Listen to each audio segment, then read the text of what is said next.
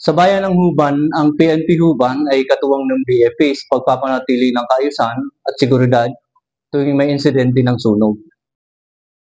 Agad na responde ang PNP Huban upang magbigay ng proteksyon, ayusin ang trapiko at siguraduhing ligtas ang paligid habang ginagawa ang fire suppression. Mahigpit ang koordinasyon ng PNP at BFP upang masiguro ang maayos at mabilis na pagtugon sa mga insidente ng sunog at iba pang uri ng kalamidad. Bilang bahagi ng kanilang advokasya, ang Huban Municipal Police Station ay regular na nagsasagawa ng mga fire safety lecture at drills para sa kanilang mga tauhan at sa komunidad.